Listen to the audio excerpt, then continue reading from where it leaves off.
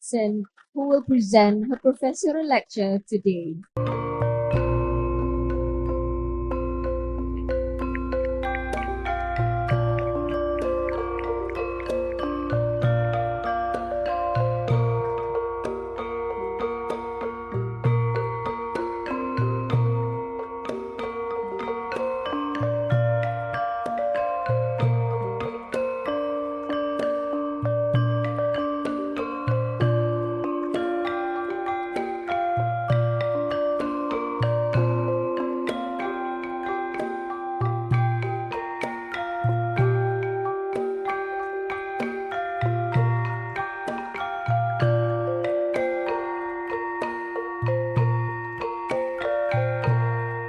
Ladies and gentlemen, kindly remain standing. The singing of the national anthem Negaraku, pengawasan setiawarga UiTM.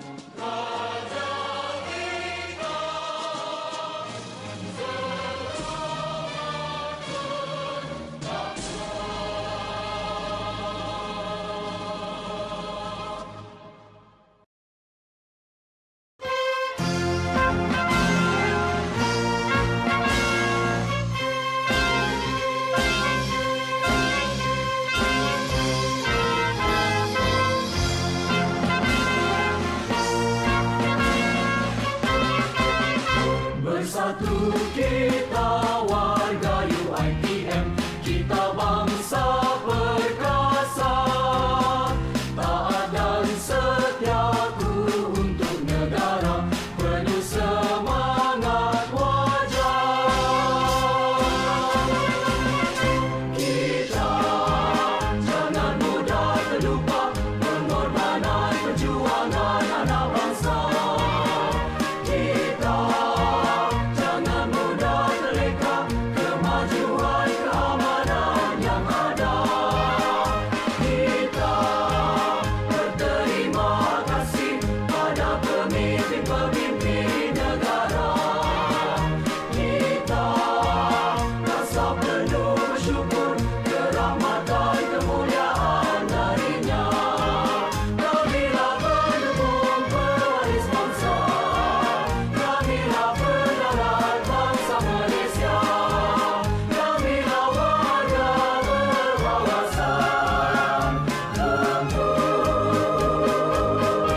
negaraku.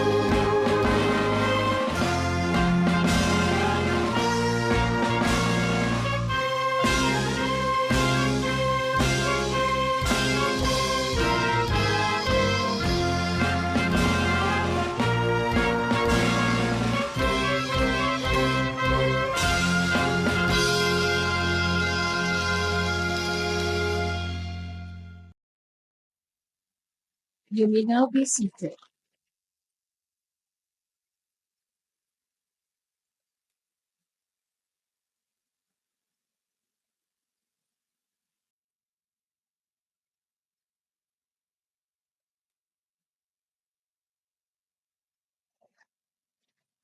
Assalamualaikum warahmatullahi wabarakatuh. A warm welcome to the professorial lecture by Professor Dr. Safura Ramli, entitled Transforming Cardiovascular Risk Management in Primary Care Through Digital Health. The Honorable Professor Dr. Safura Ramli, Professor Dr. David Whitford, Vice Chancellor and Chief Executive, University of Cyberjaya, Professor Dr. Yarina Ahmad, Assistant Vice Chancellor, Institute of Leadership and Development, University Technology Mara, Professor Shakir Zainul, Assistant Vice Chancellor, Adiwangsa Empowerment of University Technology Mara, Professor Akhtar Hanafiah, Dean, Faculty of Medicine, UITM, Professor Dr. Zamri Limon, Director of the Hospital of Sultan Abdullah, UITM, Professor Dr. Nadim Qureshi, Visiting Professor, University of Nottingham, United Kingdom, Dr. Fisur Ridwan Mustafa, Director of Health, the management teams from the Faculty of Medicine and Hospital of Sultan Abdullah, esteemed professors, distinguished guests from the Ministry of Health and Industries, family members, and patients of Professor Dr. Safura Ramli, academic staff, students, ladies and gentlemen. Today we will witness a very special lecture delivered by a distinguished figure in the medical field, the esteemed Professor Dr. Safura Ramli. She is a professor of family medicine and a respected specialist in chronic disease management, cardiovascular risk prevention, and digital innovation in primary care medicine. She has contributed significantly in advancement of medical knowledge in our country. To bless our event this morning, I would like to invite Mr. Zafri Zulkifli, a year 3 MBBS student, to lead us in the recitation of the dua.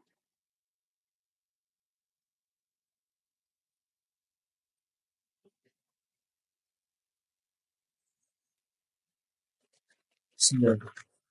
السلام عليكم ورحمة الله وبركاته. بسم الله الرحمن الرحيم. الحمد لله الذي جعل متزوجي والصلاة والسلام على أشرف الأنبياء والمرسلين سيدنا محمد رحمة العالمين وعلى آله وصحبه وأصحابه الذين. Oh Allah, you are the one who possesses all this. You are the one deserving of all praise. You are the one deserving of all. You are the one with all authority. In your hands is all goodness. To you we turn our prayers. اللهم يا رب يا ذا العرش المجيد وعلى shower your blessings and mercy upon the gathering that's in here today, from its beginning to its end. O Allah, O Lord of Majesty and Generosity, we also seek protection from you against any who may blemish or harm our gathering, and from anything that distracts us from obeying you. To you we entrust all our affairs, and to you we surrender, placing our hopes in you. May all our efforts and deeds throughout our lives be counted as righteous and blameless, so that they may serve as protections when we stand before you on the day of resurrection, when all of humanity will be recompensed for their deeds, distinguishing people and them. اللهم اجعل جمعنا هذا جمعا مرحوما وتفرقنا بعد تفرقا مرحوما ولا تجعل فينا ولا معنا شر ولا محزن يا أكرم. ربنا عليك توكلنا وإليك المصير. ربنا آتنا وفي الآخرة حسنة وقنا عذاب النار. وصلى الله على محمد وعلى آله وصحبه وسلم والحمد لله رب العالمين.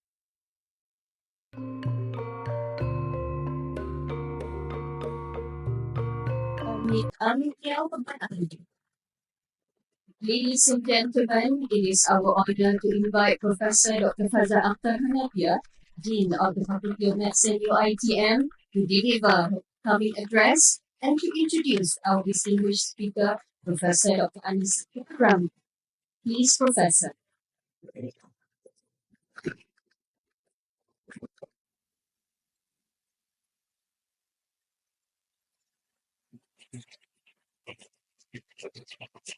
Honorable Professor Dr. Anis Professor Dr. David Whitford, Vice Chancellor, Chief Executive, Nuclear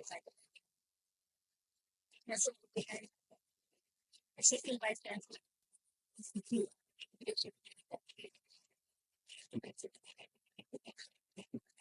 Professor of the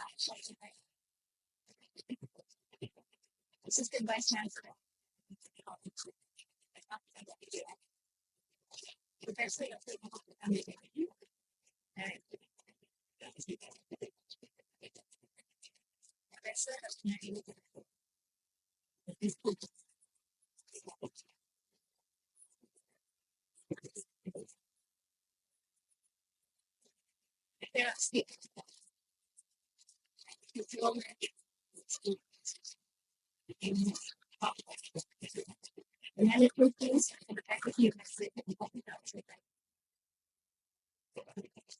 Professors, distinguished guests, administrator, and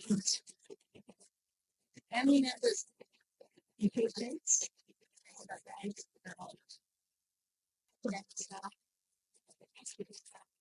students. Salam alaikum warahmatullahi wabarakatuh. To begin with, I would like to extend my sincere thanks to Shukr Alhamdulillah. We are gathered here this morning to hear the professor mentioned by Professor Dr. titled Transforming Cardiovascular Risk Management. I would like to extend to the organizing committee and everyone's here, both directly and indirectly, the success of the movement.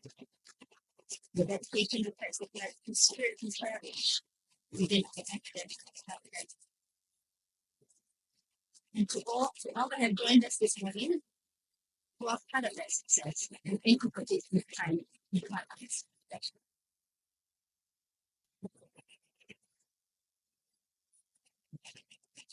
Professor Dr. Safura Ramli, longing known to her colleagues and staff as is a highly respected figure in the medical fraternity. She is admired not only for her leadership, scholarship, and service, but also for the warmth, dedication, and inspiration she brings to every role she takes on. Over the past 2 decades, her contributions have left an indelible mark on the field of primary care and medicine in Malaysia and beyond, particularly in the area of cardiovascular risk management. Professor Anis began her journey in medicine with an MBBS from Newcastle University, UK, and continued to achieve milestones that speak for her passion for lifelong learning and excellence. She is a fellow of the Royal College of General Practitioners, a fellow in chronic disease management and a consultant family medicine. Upon completing her postgraduate training in family care at Newcastle UK from 1990 to 2001.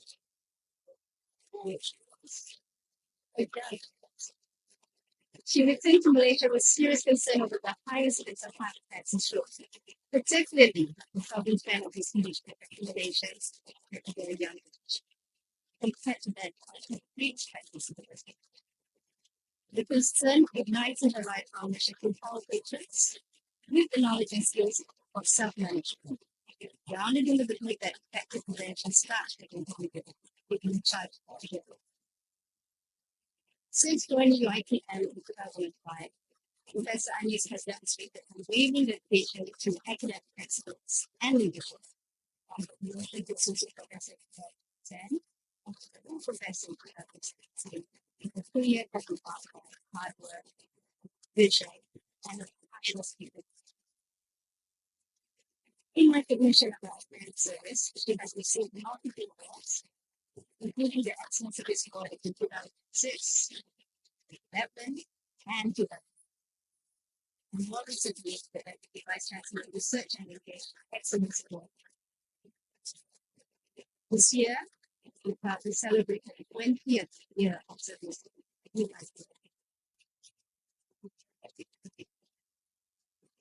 A milestone that speaks volumes about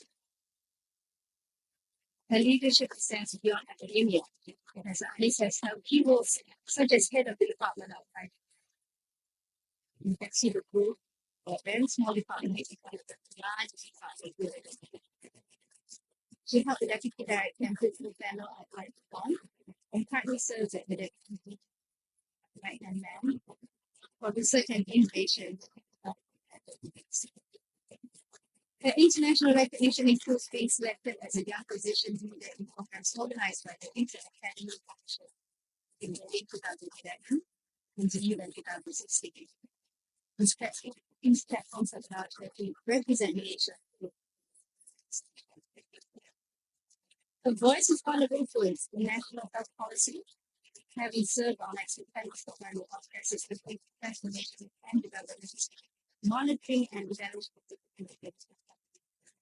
the national goods by research of fields. As a prolific researcher, Professor Alice has published over 65 scientific papers in the areas of cardiovascular disease prevention and research. In the scope of station works of HG, she has led both national and international research projects and fostered meaningful collaboration, most notably globally. Her work has earned accolades such as the Lifetime Best Research Award in and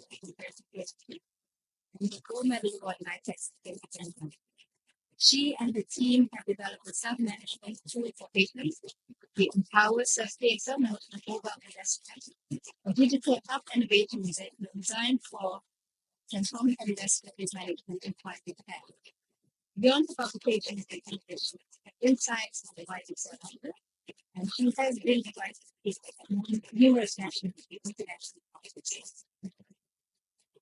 As we gather to listen to today's lecture, we are reminded that the journey of the professor is not only about communication. It is about service to students, colleagues, patients, and the broader health system. Professor Alice exemplifies the spirit of service. Her legacy lies not just in the papers she publishes or the positions she holds, but in the many lives she has touched as a teacher and mentor. Today's lecture is a celebration of her journey, her contribution, and her vision for the future of IUCAN. It also reflects UITM's ongoing commitment to excellence in medical education through the tireless efforts of students. As the Dean of the Faculty of Medicine in IUCAN, it is my great honor to call Professor Dr. Alice Ramli. Thank you for your unwavering dedication, exceptional leadership, and continuous inspiration. We deeply look forward to many of your experiences and benefits. Thank you very much. Ladies and gentlemen, now let us watch a montage video showcasing the remarkable journey and achievements of Professor Alice in the field of family medicine. This video highlights important moments that contributed to the success we are celebrating today. Please enjoy.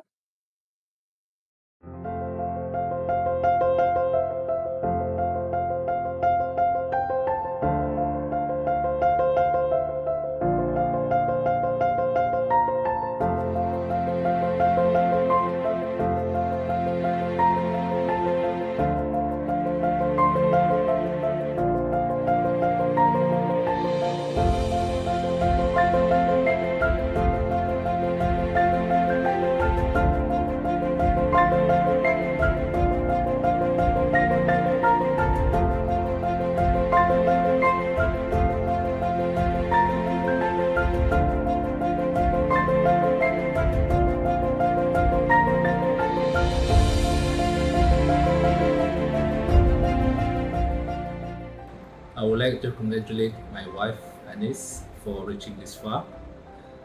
She is certainly a good example to our children. She has done a lot for the community as well as her patients. And I would like to wish her all the best in her professorial lecture. Safura is our firstborn. Since she was born, she has always been a determined and a resilient person She has made us proud of her. Alhamdulillah. Our dua is always with her. May Allah grant her success in this world and in the world after. Amin. Ya Rabbal Alamin. Assalamualaikum to our dearest Umi. We wish you the very best. You are a wonderful mother and amazing grandma to Aiden. Your love, strength, and wisdom keeps us all going. We love and miss you very, very much, and we wish you the success and happiness in this world all the way from London. I am Millie. I would like to wish you the very best for your professorial lecture. We all know that you can do it. We have the confidence in you, we always have, and we know that you have what it takes to deliver. And Umi, we love you very much. I love you very much. And to me, you are the best mother that we could ever ask for. Even though sometimes you can be a bit pushy, but that is what keeps us in line, and we are very grateful to you for that. This is me wishing you a successful professorial speech. I'm currently in San Antonio, Texas, living life. I just want to say I miss you so much. Thank you so much for raising me to the human being I am today. Among all your achievements, I believe the greatest one is being an amazing mother to me. Good luck with me.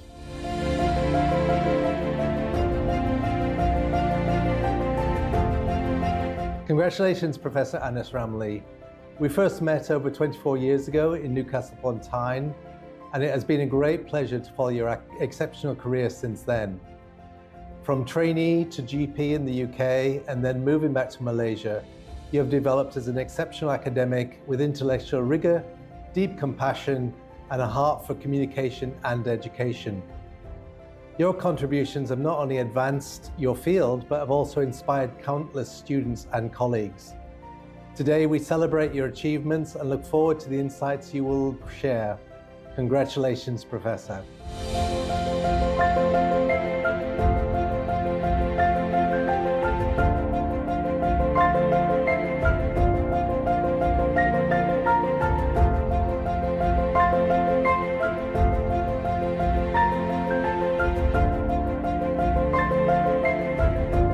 Dear Prof. Anis, it's our 10th year here in UiTM, and we are very thankful for all that we've achieved from your mentorship and guidance. You consistently strive to do the best in every aspect of your life, and you push us to do the same, to try our best, to be our best, and to achieve the best possible outcome in everything that we do. For that, we thank you from the bottom of our heart. Enjoy this day as you fully deserve it. Okay, Prof. Anis, thank you very much for all your help and also contributions to the department. We really appreciate it. You are the best. Yes, you are the best.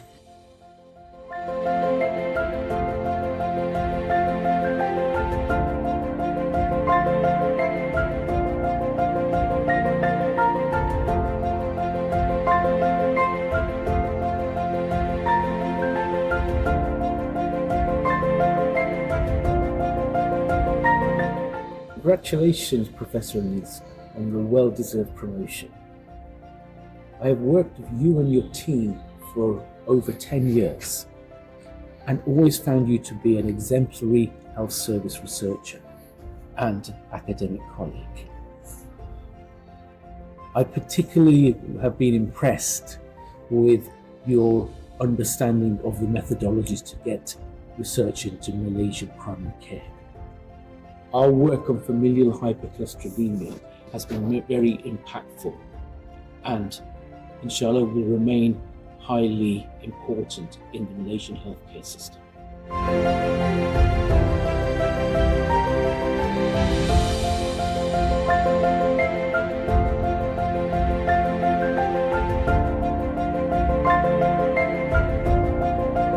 Ramli is a Professor of Primary Care and Deputy Dean for Research and Innovation at University Technology Mara, Malaysia.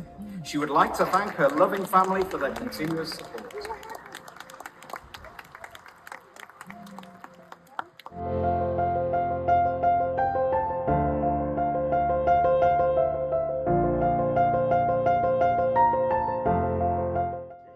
Hi, I'm Dr. Baihaki. During my master's journey in family medicine in UITM, I had a very positive experience. The environment was challenging but very supportive, pushing me to grow professionally and personally. One of the most beautiful aspects was working with my mentor, Professor Dr. Safura Ramli, whose guidance, encouragement, and deep knowledge truly inspired me. She did not only enhance my clinical skills but also taught me the value of compassionate care. So I am very grateful and thank you so much, Prof. I had the chance to do my postgrad studies under the supervision of Prof. Dr. Safura binti Ramli, and honestly, it was such a great experience. For me, she was more than just a supervisor. She was a mentor, a mother, and also a friend. Alhamdulillah, we are at FMS now. Thank you so much, Prof. Anis, and may Allah bless you.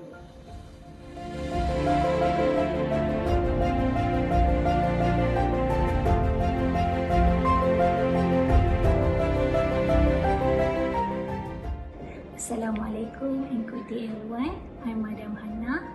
I had the privilege and I'm very grateful for the opportunity to be supervised by Prof. Anis for my Masters as well as for my PhD at UITM.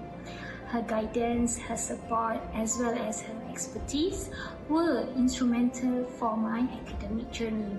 Under her supervision, not only I gained research skill, I also gained confidence to pursue my goals with clarity and purpose. Thank you and all the best, Prof. Anis.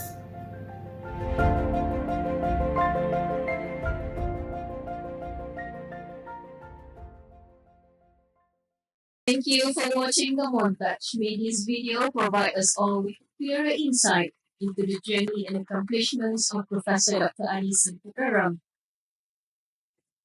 Ladies and gentlemen, we are now moving on to the next highlights of today's event. Please turn your attention to the center aisle as we welcome the procession of alumni to the auditorium stage. Together with them is Associate Professor Dr. Siti Fatimah Badnisha Sham in a tribute to the legacy, leadership, and lifelong bonds formed through their journey together.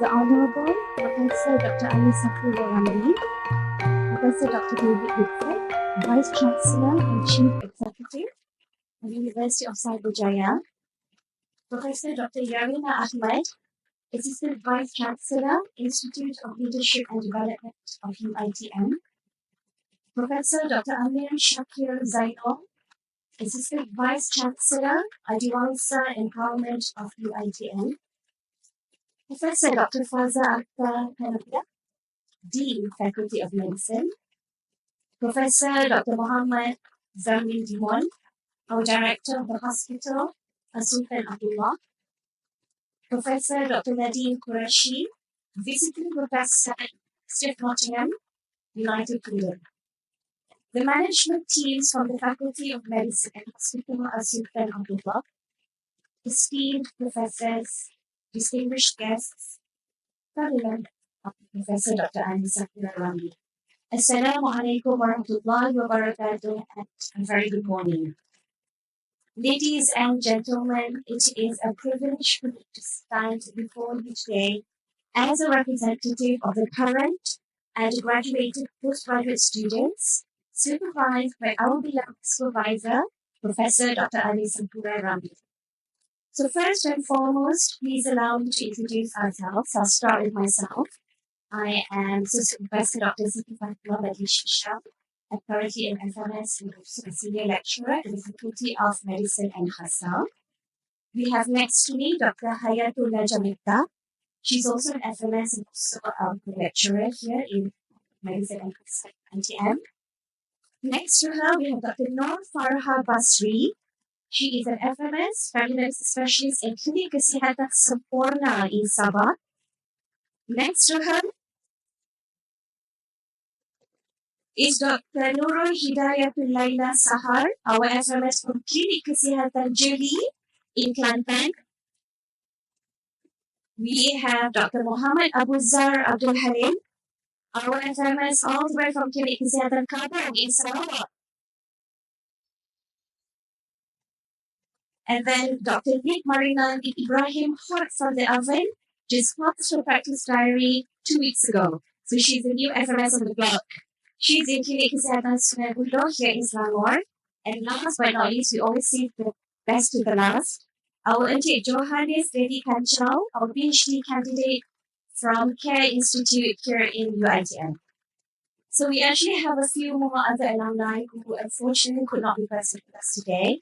So as you can see on the slide, it's a very busy slide, but we have Dr. Zahira Tariq, Dr. Ahmad Bayhaki Azra'i, who you saw in the montage video, Dr. Nur Hidayah Bakr, Dr. Mariam Hana, Dr. Siti Mariam Abu Hussain, Sheikh Nur Aisha Farhana, Muhammad Kamal Arifin, and Professor Anis also has a few other students under ongoing supervision. Dr. Nur Zawani Ahmad Awaki, Dr. Nur Atika Muhammad Jamil, as well as Dr. Nur Ain Habibati. So, Prof. Anis, we are deeply honored to stand here today in expressing our sincerest gratitude to someone who has profoundly influenced our journeys, both as a researcher and as a family medicine specialist. In the field of family medicine, we learn the importance of seeing the person as a whole, understanding not just the illness, but the concept of caring from womb to womb, and with compassion and care. So under her supervision, Professor Anis has been exemplary and passionate in teaching and guiding us with this spirit of compassion, attentiveness, and holistic care to all our patients. Now, her passion in research is infectious. Prof. Anis offered us a balance of structure and independence, encouraging us to pursue meaningful research questions that we could have a real impact on our patients' lives. Whether we were discussing the social determinants of health, patient-centered care models, or even the importance of accessibility in primary care, Prof. Anis's passion for the core values of family medicine shone through in our research work, that is to make a difference to our patients' care. So under her supervision, we gained more than just the academic and clinical knowledge. She is a mentor, like Dr. Nurul Hidayatullah mentioned in her montage video. She's also a friend. She genuinely cares for our well-being, always wanting us to do the best and also be the best. Now, her mentorship and supervision left the deepest impression on all of us. Prof. Anis always made time, whether to help troubleshoot, a statistical hiccup, to discuss ethics and community-based research, or generally just to check in on how we were doing. So personally, myself, during my clinical master's journey, I had a very difficult pregnancy with my third baby. I had placenta previa type 4. I had impending eclampsia. My baby was born premature at 30 weeks gestation, and having a very supportive supervisor guiding me through this very difficult phase of training and also of life was a blessing indeed. So towards the end of my studies, I remember the days when we had to camp in her house in Setia Alam. So I think each one of us would have had a period of time when we would have been at her home to complete our theses and manuscript writing. So we all have a story to tell of how Prof. Anis would meticulously check our work word by word, sentence by sentence, line by line, to ensure perfection. And these gestures might seem small, however, these are the memories that will actually stay with us. So today, Prof. Anis, we would like to express our deepest gratitude from the bottom of all our hearts for your dedication, your generosity, for being exemplary to all of us. You've not only helped us become better family medicine specialists and researchers who've actually inspired us to be the best in everything that we do. Thank you very much.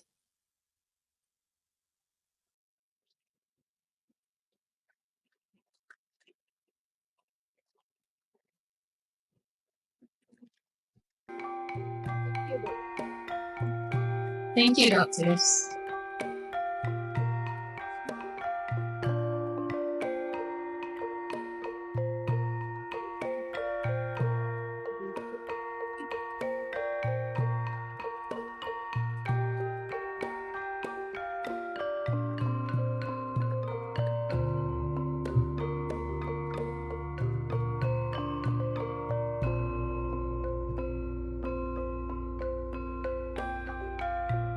Ladies and gentlemen, we have now reached the most awaited moment.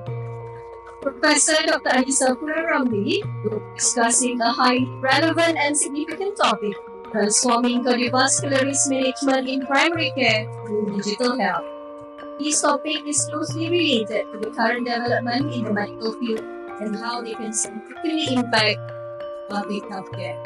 Without further delay, let us embark on an inspiring journey of knowledge led by our esteemed Professor Dr. Safura Ramli. Please, Professor.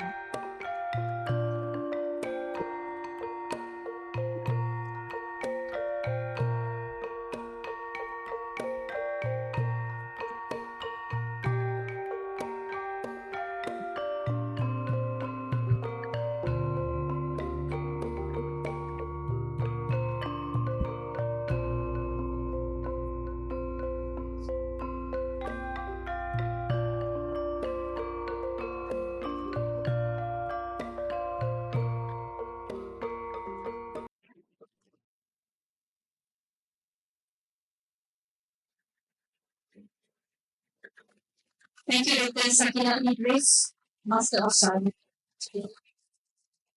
Bismillahirrahmanirrahim. The Honorable Professor Dr. David Whitford, Vice Chancellor and Chief Executive, University of Safura, was also my supervisor back in Newcastle when I was training to become a general practitioner. Professor Dr. Yarina Ahmad, Assistant Vice Chancellor of ILD UITM. Professor Dr. Amir Shakir Zainul, Assistant Vice Chancellor of Adiwansa and Parliament UITM.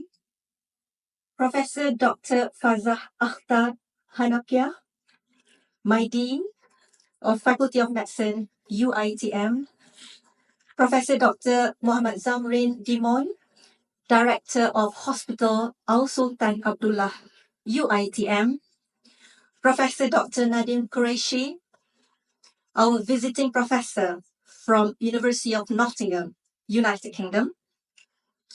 Dr. Faisal Izwan Mustafa, Perak State Director of Health, who is also my friend, my batchmate when we studied medicine at Newcastle University back in 1992.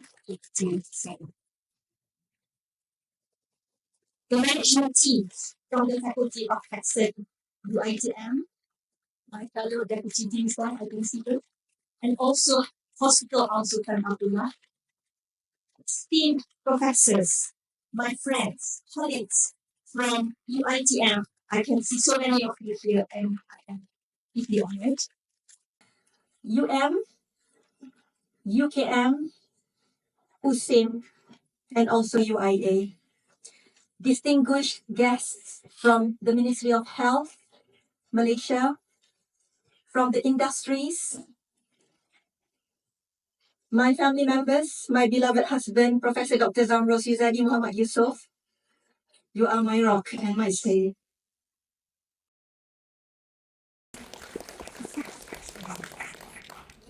My beloved parents as well, who are here with us this morning, Haji Ramli Abdul Rahman and Haji Hatni Zakaria. Thank you.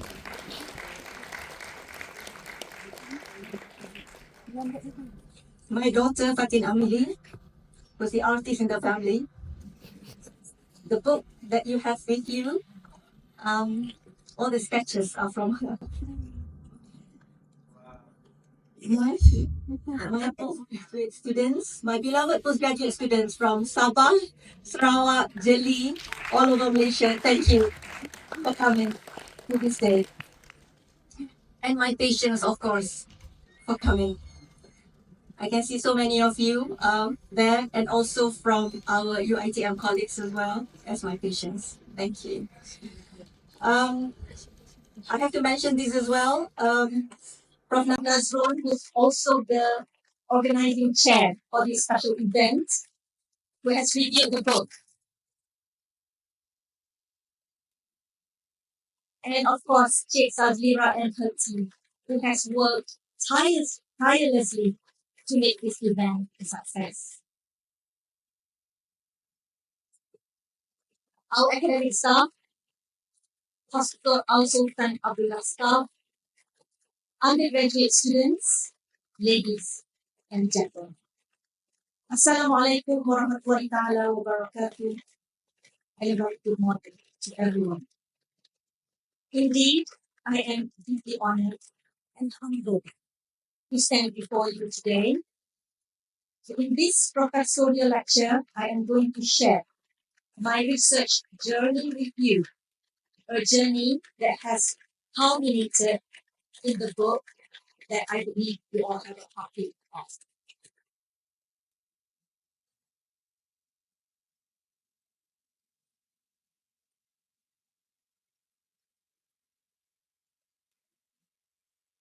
So ladies and gentlemen, you have the QR code here for those who haven't had the chance to download the book.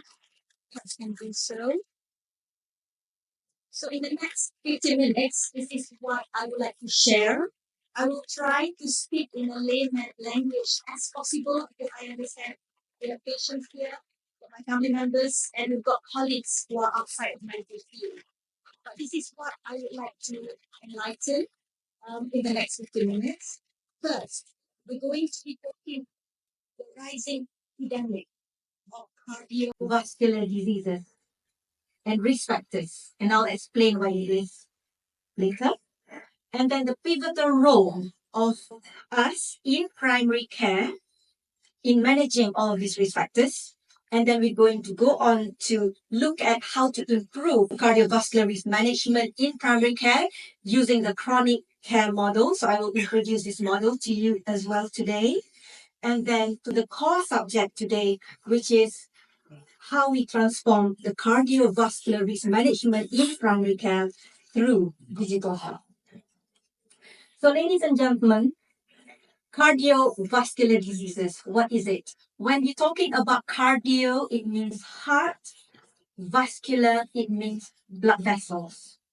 Okay, any diseases affecting the heart and the blood vessels is called cardiovascular diseases. And it is the number one silent killer in the world over the past 3 decades. And this is according to the World Heart Report 2023. The annual death rate has dramatically increased from 12.1 million in the 1990s and to a staggering 20.5 million people died of this condition in 2021. And this data is actually supported by the World Health Organization. So in 2019, 17.9 million people died from this particular condition, representing 32% of all global deaths. And of these, the staggering 85% is actually caused by heart attack and strokes. So ladies and gentlemen, how about in Malaysia? Similar scenario. We have the statistics on causes of death in Malaysia. This is one of the latest, 2024. Number 2 is heart attack. Number 3, stroke. Okay, it used to be heart attack number 1 with stroke number 3. Road traffic accidents, unfortunately, number 4 there. Okay, and we were talking about age of us Malaysians getting heart attack and strokes. Heart attack Average age of Malaysians is actually before retirement at the age of 58.5 years old. And that's young compared to our Asian counterparts, compared to our Singaporean colleagues there, Singaporeans as well as people in Thailand. They die of heart attack later, much later than us. And of course, if we compare ourselves to the Western societies, they have heart attack above 65, 68 years old in the UK, for example. Stroke is the same. Prof. Dr. Raymond, we've got a Professor Emeritus in Neurology here with us. Average age of stroke in Malaysia is 63 years old, one of the youngest. So, ladies and gentlemen, why is this so? You should question yourself, why is it that we're having this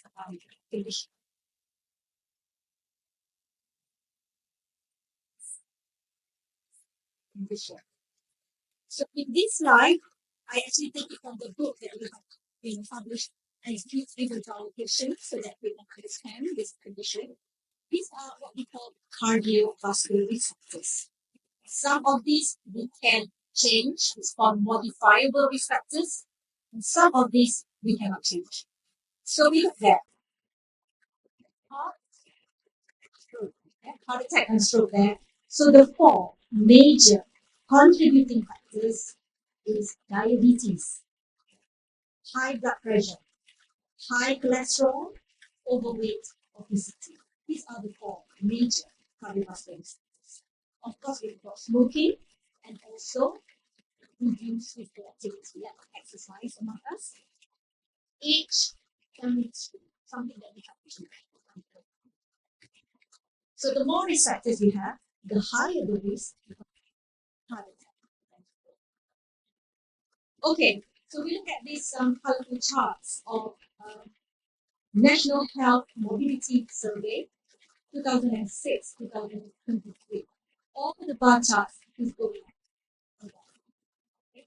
up. We have obesity in red bar charts there, hypercholesterolemia purple, hypertension in green, diabetes in yellow, and smoking in green. Everything's going up except for blue there. And if you look at obesity and overweight, half of nations above 18 actually are overweight or obese. So that's the reality. And these are all contributing towards heart attack. So back again to the four major risk factors. These risk factors tend to cluster in the same individual. Means that it happens to the same individual.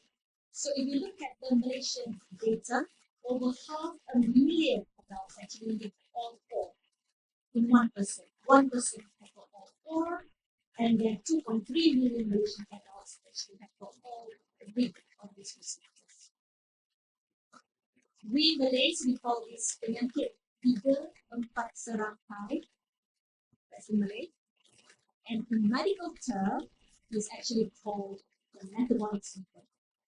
And it has a specific definition. This is one of the definitions which we have studied. It's called the JIS definition, Joint Income Statement. Definition of metabolic syndrome, you need to have 3 or more risks to be defined as having metabolic syndrome. And this is a study that we have done years ago, published in 2013, together with our previous dean, our Yusuf, rediscover study. JIS definition identified more Malaysian adults with metabolic syndrome compared to the other criteria. So what we found is a staggering 43.4% of Malaysian adults aged over 30 has got metabolic syndrome. So, ladies and gentlemen, all of these risk factors we're talking about, the four major risk factors, where are they being managed? So I'm going to bring you to the health system. Here, the pyramid there. We are familiar probably with secondary care because we are now sitting in a lovely auditorium in our brand new shining hospital, and that is secondary care. And majority of the healthcare budget in the country, any countries in the world, would actually go to secondary care. But is this where all your risk factors being managed? Meaning that you've got hypertension, diabetes, high cholesterol, overweight, obesity. Do you come to hospital? You don't. You come to us in primary care. We talk about the primary care. And before that, we have population public health, where Dr. Faisal is the boss there for public health from HERA. So, ladies and gentlemen, many of these risk factors, they are silent. We not deal with them, so they are actually managed in primary care. Once you have a blockage in your heart vessels, then you would go to Ramli, our cardiothoracic surgeon. You will end up on his table. So for us, my patients, Encik Ramli, Puan Rina, Puan Nazima, Puan Roslanila, if any of you end up on Ramli's table, I would consider it as my failure as a doctor to prevent you from ending up on his table having a bypass. That's the challenge I put to myself.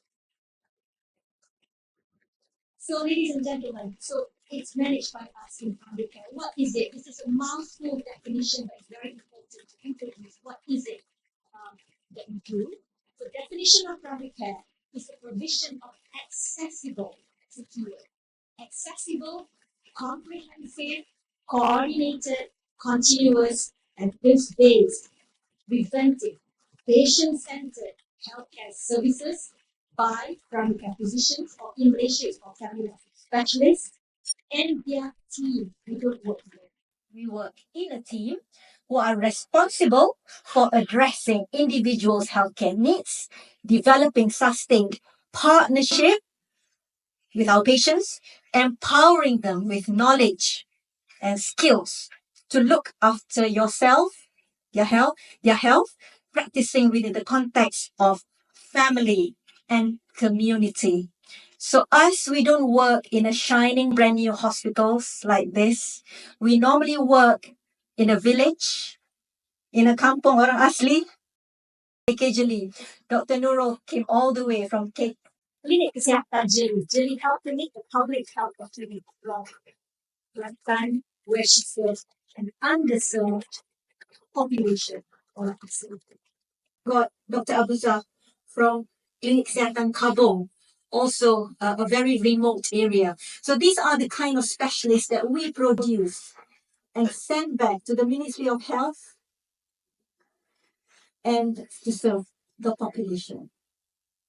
So ladies and gentlemen, people often confuse of the terminology as well. Primary care is a terminology that we have globally accepted, but it's known as different terminology all over the world.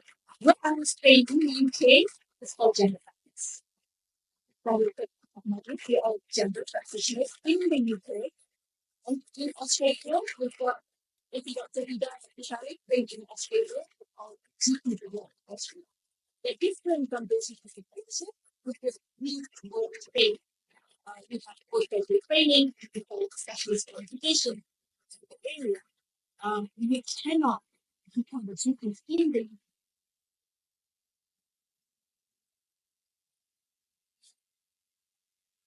so gladly enough, we in Malaysia we pick up that technology so that our gender population is fused. So in Malaysia, medicine, we've got family medicine specialist register. Okay,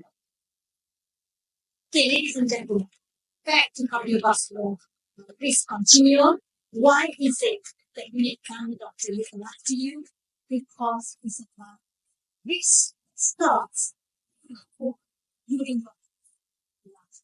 In simple, more than that, you were a cardiologist specialist. Yeah. So fetal life. So you need to be eating healthy in your pregnancy in order for you to prevent all of these risk factors from developing into infancy and childhood, adolescence. Life is a lifelong management of ourselves and our patients from womb to because the risk factors for all these conditions actually limit through life. So this is what we do. Primary prevention, preventing healthy individuals from developing these factors. We don't want you to get addiction, high cholesterol, in lifestyle prevention. And then we also do a lot of secondary prevention, screening, treating risk factors, in primary care, also lifestyle and clinical management with medications. And of course, we have an ENDOR. Once you have a heart attack, and your bypass there, and has gone to see Dr. Raymond, or has Dr. Raymond stroke, and they contact with us in primary care to prevent you from getting this heart attack. But before then, you actually have to go to see Professor first, with a rehabilitation or stroke rehab and cardiac rehab. Then they come back to us. That's how it's all. Okay, so there is a defining principle about healthcare to look after our patients. We are the family compact, preventive, continue.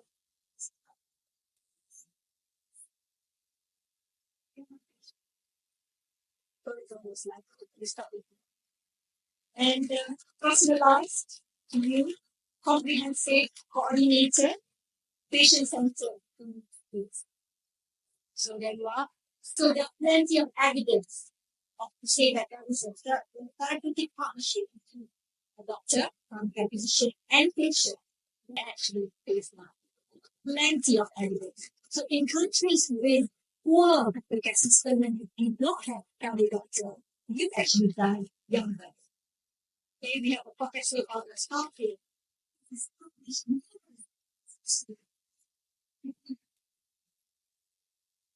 If you want to look like okay, ladies and gentlemen. So this is the 10 because we don't just see cardiovascular. Like I mentioned to you just now, hypertension, diabetes, hyperlipidemia, we see all sorts of things. So this paper was published by my colleague in the Malaysian family physician years ago. It's still relevant to this day. What is it that we do in primary care? The most frequent diagnosis in the public primary care clinic where we are. We've got Dr. Sri Wahyu as well, all the way from Kedah. Thank you, Dr. Sri. Hypertension, diabetes, hypercholesterolemia in the public primary care clinic.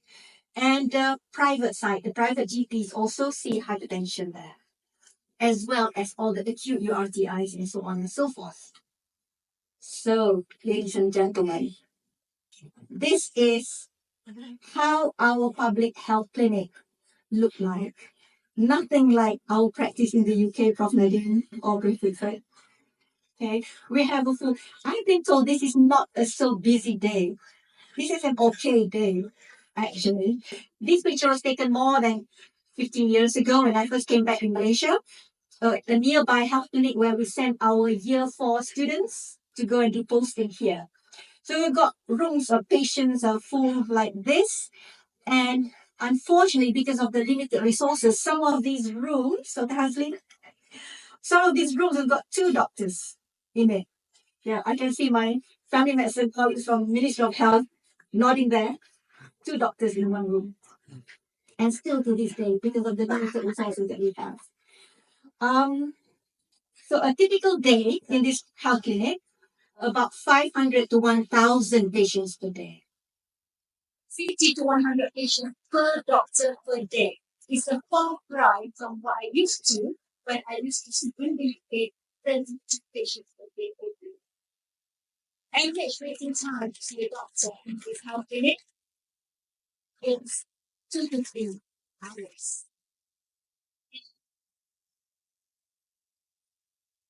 Enough patient time to listen what we did that we were trying to discuss with the doctor. Okay, so that's the scenario. We have a lot of challenge when we want to manage that.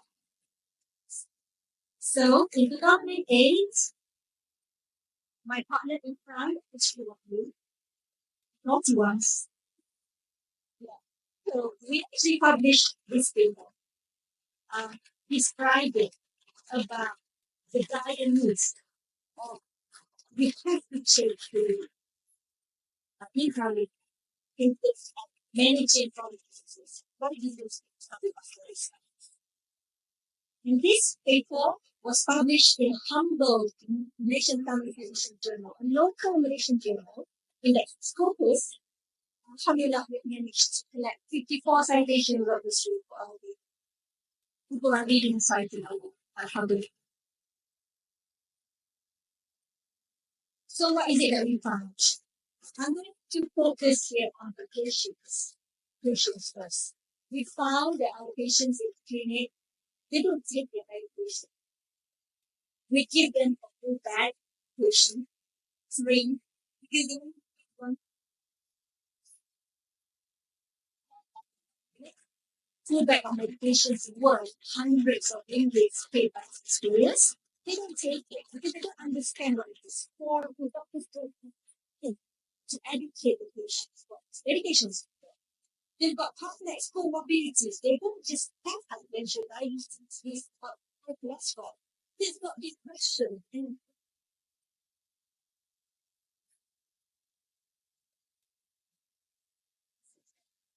so, as a family physician, when I see my patients, I think to talk about everything.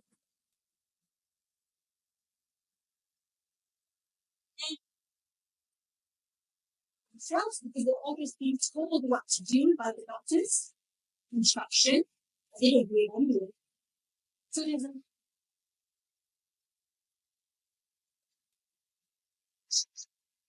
false high complication rates level hospital and house.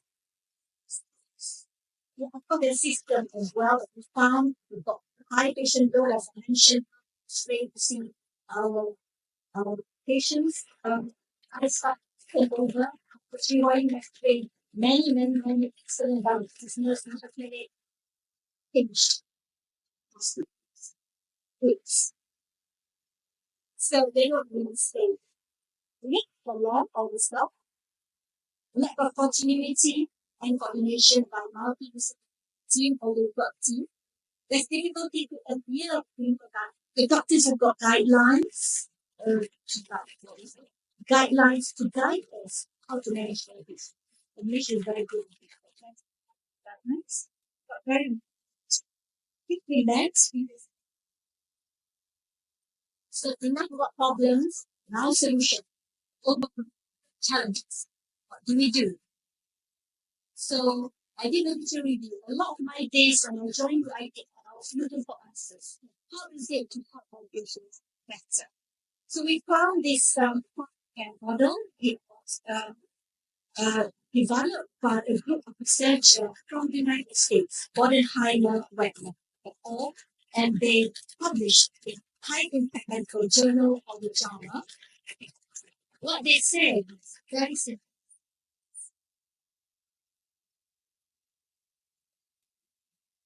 Very good to do it. So there's 6 interrelated elements altogether, but I'm going to talk about the most important. Delivery system is how we deliver the outcome to our patients. Self-management support to support our patients and decision support linked to our support.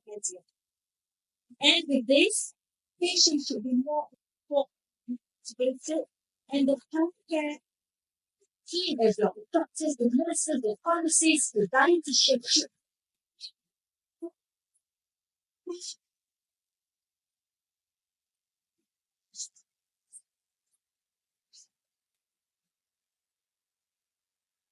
this is what do we have evidence to support it? Yes, we do. Plenty of evidence supporting the chronic care model to say that it saves lives. So I'm going to quote to you this paper, a systematic review of 77 research papers that met the inclusion criteria. 75 out of the 77 actually reported improvements to healthcare practice and health outcomes in our patients living with.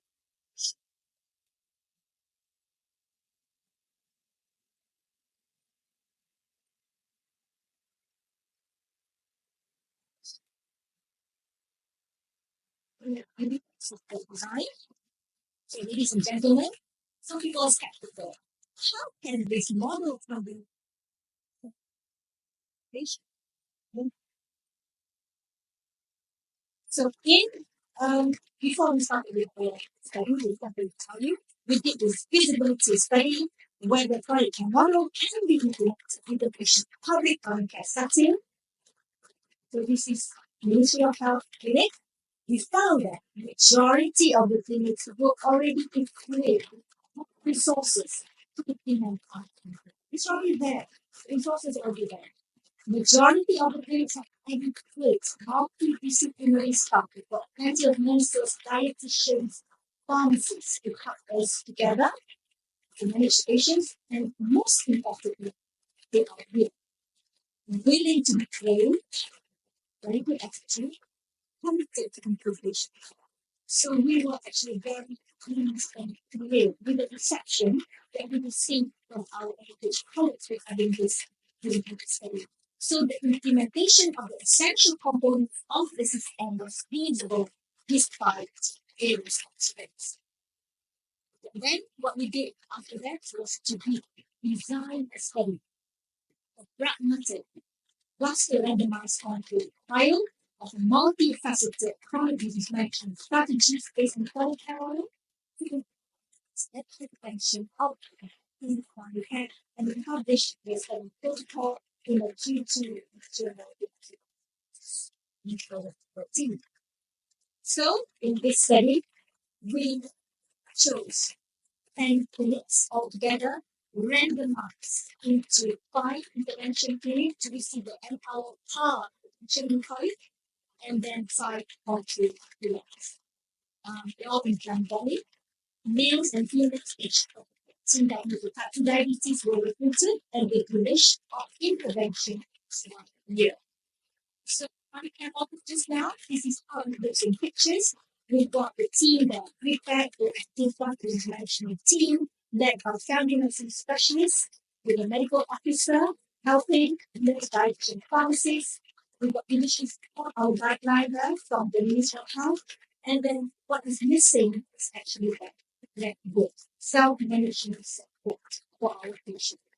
It will help this in the clinic. So we developed that. And then, of course, we want to have informed and empowered patients who can for themselves. And then the community resources, those community kesihatan, familiar, the panel penasihat clinic, the clinic health advisor, and existing projects like COSPEN, community sehat perkasa negara. And my father is familiar with this, the chairman for panel penasihat clinic, and also has done many COSPEN global capable. Thank you, Doctor.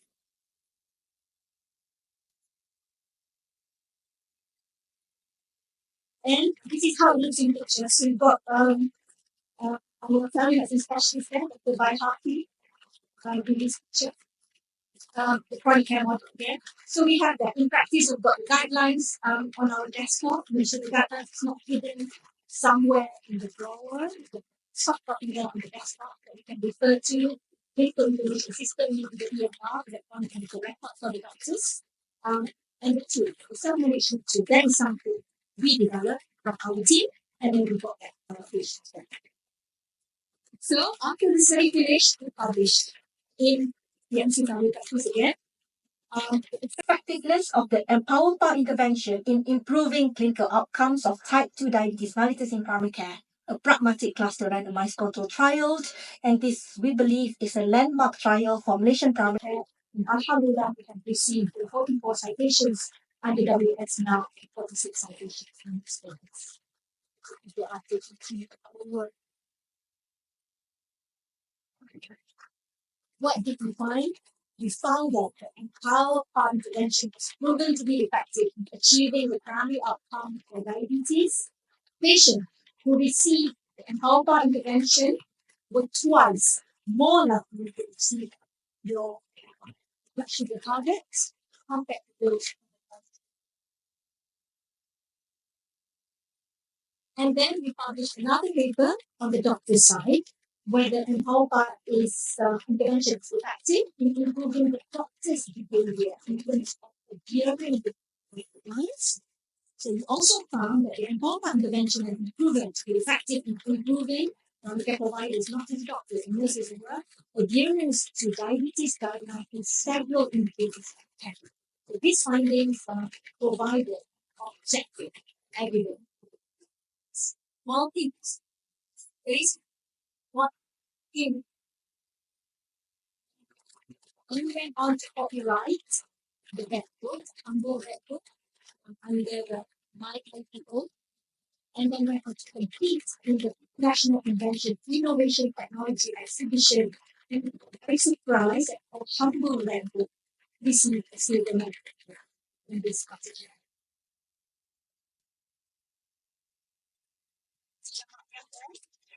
Is also a public especially who believe in this course review. And my highlighted the Master of Science on this project.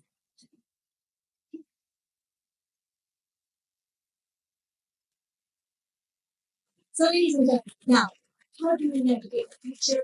Because everything is over X, and people love X nowadays.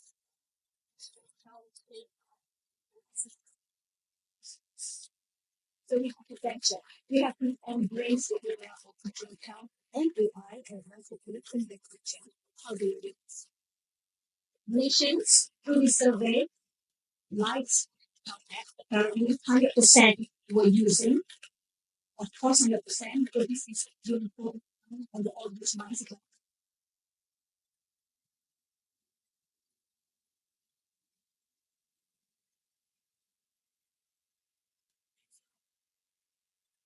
And discuss.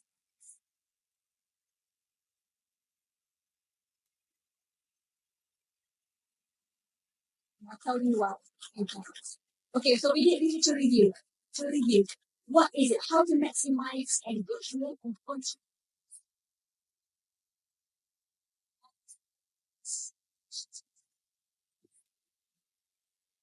Use it on more. So, the things we want about it. User experience, the health apps has to be attractive. The interface has to be nice to look at, user friendly.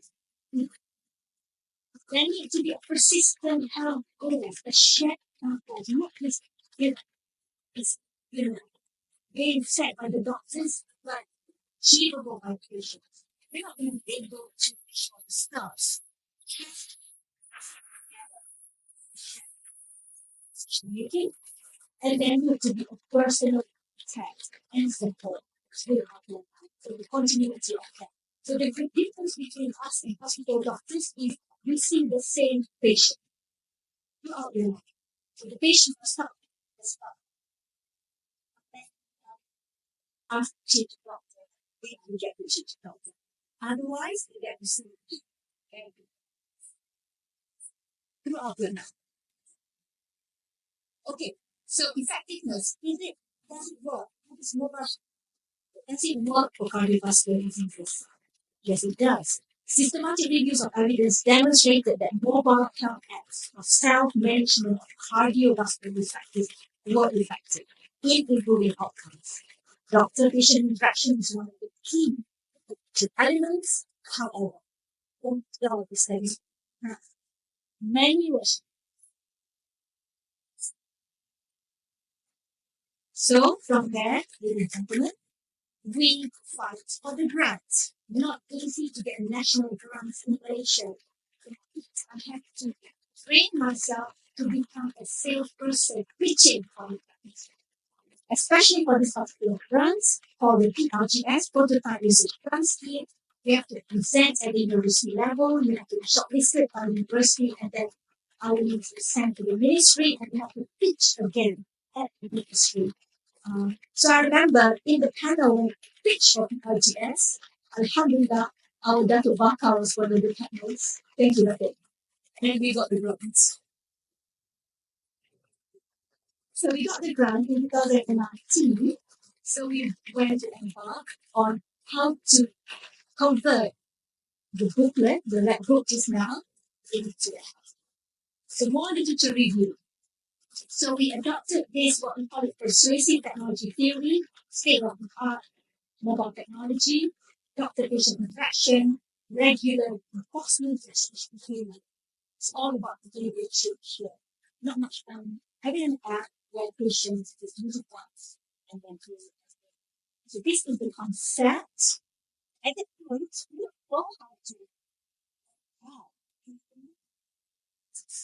So that's when we were introduced to our colleagues from the faculty of computer science. And we've got Lisa here from University.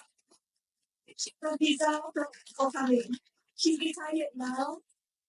Excellent computer science, my collaborator. We have Dr. Bakro as well. Okay, he's the owner now, practicing lecturing. So this is where we start. So again, we've got the kind of model in and that's our empower sustained intervention. Again, based on the kind model, we can see the decision support and with clinical guidelines. This time we change the guideline to a purple one. This is my favorite guideline. It's called the second.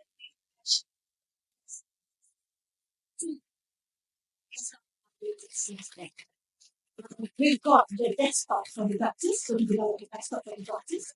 We set up the clinic of Empower Sustain Clinic, so this is the delivery part, and self-management part from both to the app. And then again, the concept is to have a feedback to active family care team, doctors, nurses, dietitian, pharmacists, and so on, with an informed activated patient then patient outcomes. So this is how we design the methodology. The initial requirement, proof of concept already done through our study. And then we use the software development cycle for SPLC, iterative design, iterative units. We design, we give the patient to do the when we define and we get until we achieve, which is, the productive end features. And then take the phase one, design development. Phase two, utility usability tasks to test the app with the doctors and the patients again, with utility and usability. And then phase three is the completion. So first task, let to go for books. Because the record so is outdated, that's change. Recommendation also change, statements have to change. So we updated the book and Maria Fatima did English 2 with me on this project. So we did this book together. And again, we copyrighted it. And also we created our book as well, which I'm going to show you. So the book then becomes the art. So this is when we need a computer expert to do all the coding, so design, and we also graphic designer to do it. So we hire from outside to do this. And first and foremost, when you want to do an app, you need a storyboard, a story of how the app is going to be used. So we picture this, that the app will be downloaded to the patients at the reception. So now they have the app.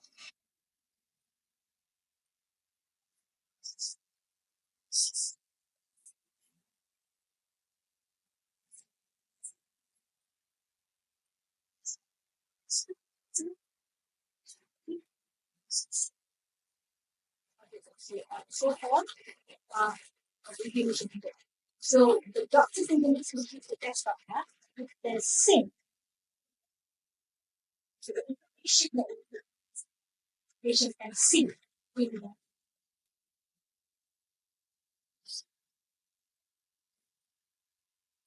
so the patient then will so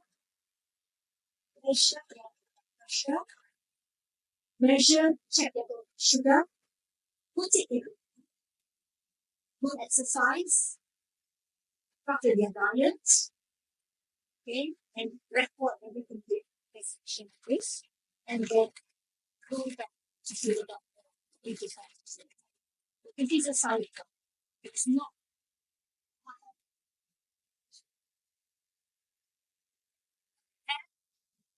together with the doctor in this cycle. So with that, phase one, high fidelity mock-up design with its wireframe first. Wireframe is always evidence that connects the pages. And then high fidelity static graph design. Design is how you want it to like, but also it's not beautiful. Just to see how this looks. And then building the working group. So this is the hard part where we have very a lot of meetings with our colleagues from computer science. Inshallah, we present it to them how we want to activate one, and then we start to do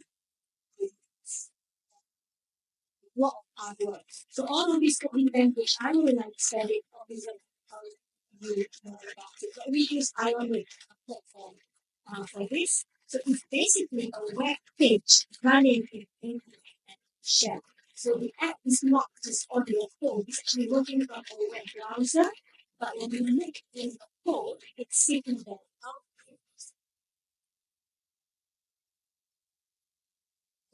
So phase one, we did this. So the app is now working. We have 8 sections in the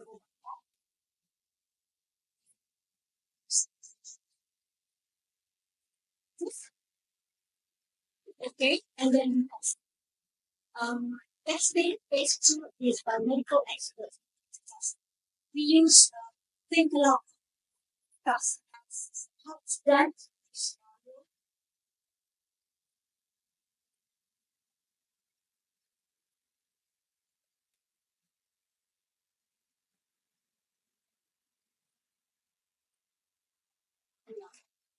How they feel about it.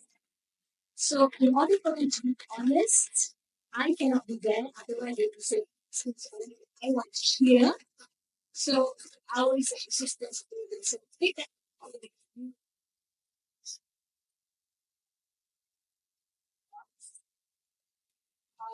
and we give 10 years of security state principles to guide the quality study.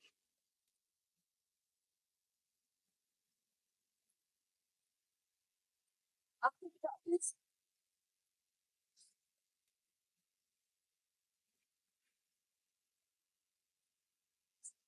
patients. Patients. Honest. This is what we get very upset. Definitely with very breast cancer.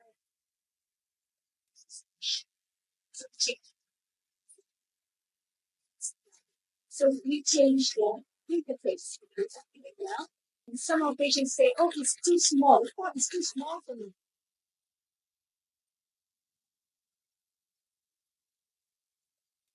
You cannot have swipe anywhere.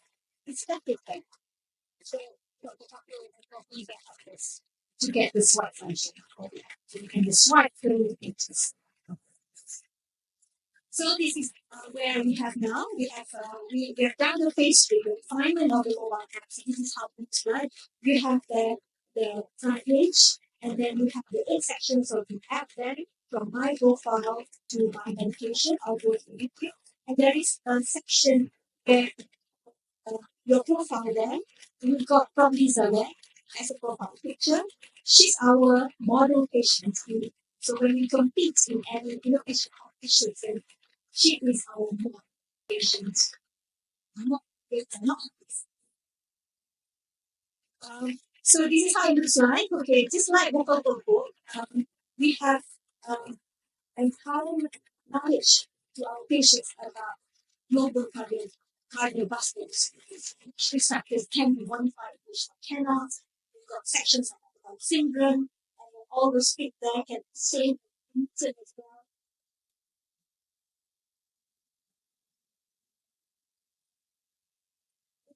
Built in granular scoring as well.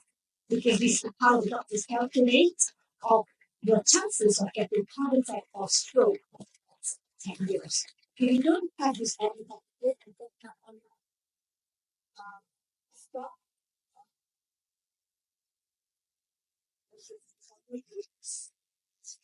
this is also extracted. Check the data is true and press calculate, and it gives you a traffic light whether you are very high risk,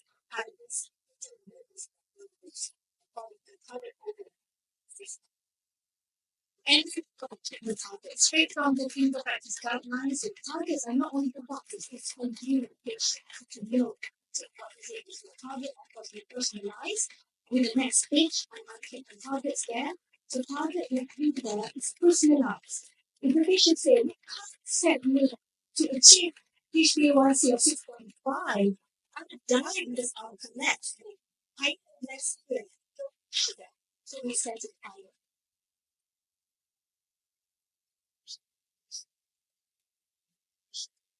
So the points are being personalized, and then making that, if it's really awesome. And all of these being successful because that's what we do now. It's got this love card. We make our versions with love card. So the graphs there, the red line means the habit, the black line means really, because of habit, you don't achieve it yet.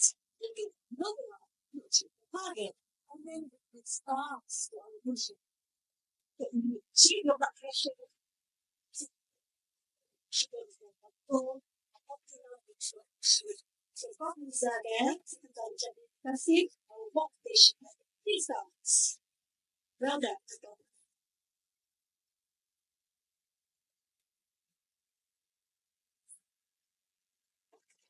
Okay, now, BMI target is there as well. So this is also extracted as well from the meanings in the desktop. And then we've got instructions on our patient on how to measure the risk of conflicts then.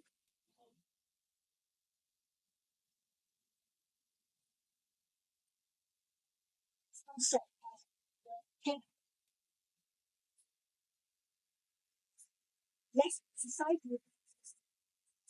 is positive. It's positive to effect. So you do want a negative balance. More exercise, work more, eat less, more. So we have concept that. And we've got the quarter half clear there from the Ministry of Health. Recommendations, very simple for patients. We also have an example of healthy diet, 1,200 kcal diet for a day. A person like me, my size, my age, I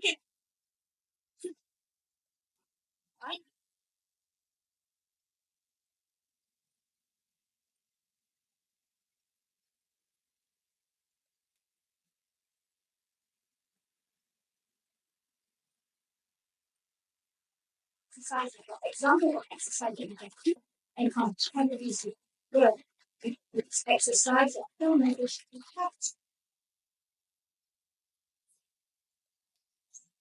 exercise. But myself, it's very hard to sustain constant performance. Well, it's going to sustain that. Okay, so and then we have a section of the art about myself.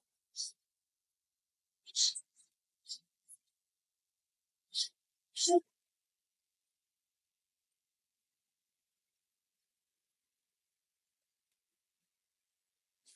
on their part, which they find very difficult to sustain. So this is the part that we have to do enter with also connected to the pressure machine, for example, so you're still working on it. It's still it's a working bed, but still they can still get cramps in the bed and also have a blood sugar fit intake of exercise log to carefully and it's also calculated.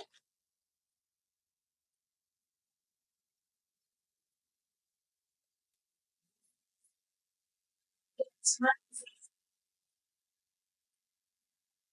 but if you eat less, exercise more, you get healthy, so well done if you achieve your healthy goals. We also have got a section on stop smoking to calculate the motivation on smoking, and last but not least, medication. This one the patients cannot change because they have to put in the desktop app on the medication and put it in the language they can understand. You can figure out better what the medication stage of the frequency there. So if our patient do not remember their medication within this, make sure the hospital doctors and then the hospital doctors will know medications. So just a little bit more about the desktop app so for the doctors.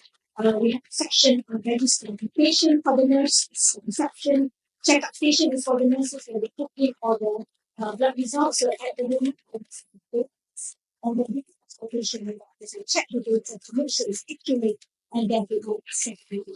So this is how the desktop looks like. Now, the publications. So our PhD student, Dr. Mariam Khan, has published this in 2003 on the design, development, activity, and implementation of the key. We're starting to get citations as well for this particular paper. And the power system unit is set up during the research time. It has to be sustainable. So now post-research, we have put up a service clinic where we have 10 doctors in our department running this course. And we have about 250 patients who are using this clinical today. They are our model patients. Thank you.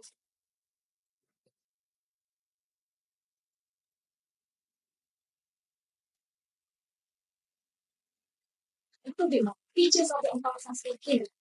Patient-centered. You are the most important person in our clinic. Personalized to you, preventive, continuous, same doctor, each month before 3-4 months, comprehensive. So if our patient have got any other problem, because we are a family physician, we are actually generalists, so we can look after as I mentioned to you before, when the patients come to see me, maybe about 10 minutes only about whether your blood pressure is going to go, whether it's going to. The rest of the time, they want to tell me what their children do, what their grandsons or granddaughters are doing, what getting married, and stuff like that. So this is the bonding, the therapeutic bond that I feel so special and privileged as studying. So thank you to all these patients as well. I look after some of the classes as well. It's okay. So after that, we look for another grant.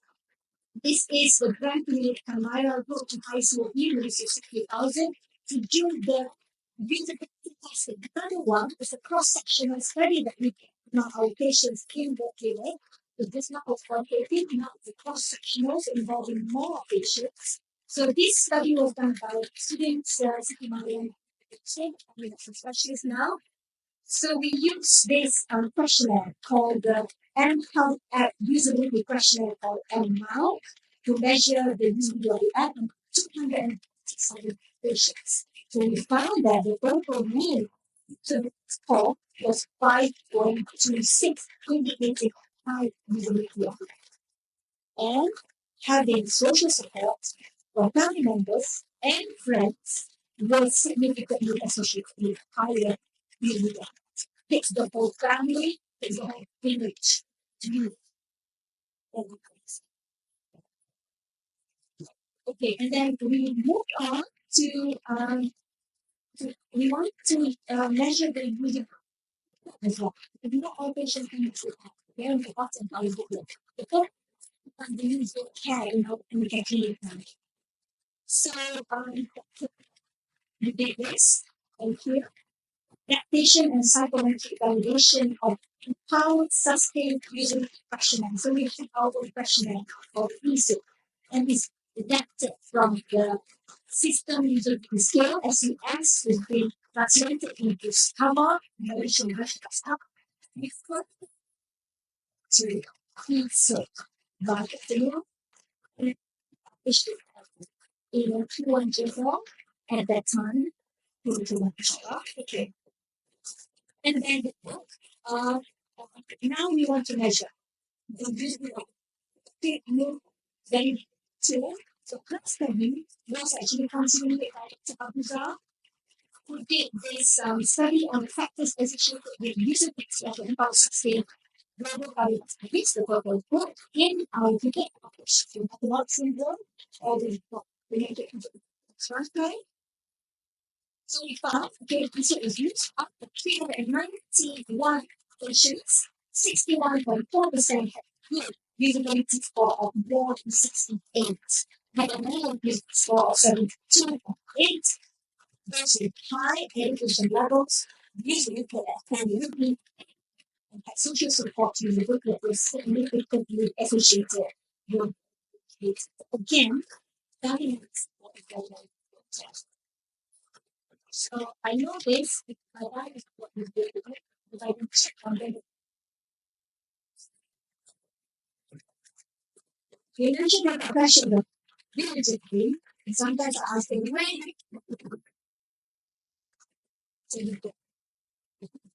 um, so study protocol. So this is the future that we want to do. We published already another study protocol for the impulse sustain e-health intervention to improve patient activation and self-management behaviors in our patients with metabolic syndrome there. And this was published by Dr. Hannah. This is only the planning. Study protocols, we haven't done the study yet. Hope to picture. We plan to recruit 200 patients aged between 18 to 70 years with metabolic syndrome, and then we've done them optimized control intervention and measure using this primary outcome of patient activation score on the questionnaire. This questionnaire is actually developed in America, so we need a special license to translate employability into the learning. And again, the secondary outcome will be measure the changes in the weight footprint, what is its index, pressure. So, the validation of the tool has been done by another student of mine, Dr.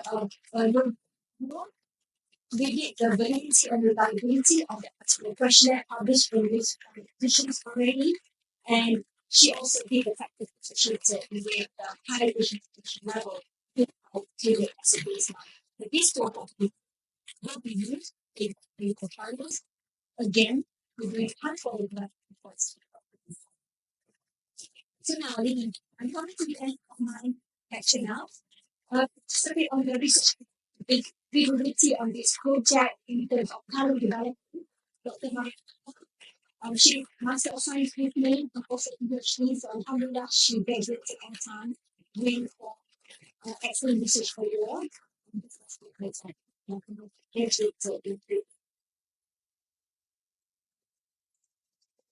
So we're very excited to go to her coding ceremony, something that I got to understand that other students rarely do. So thank you for blowing up for this.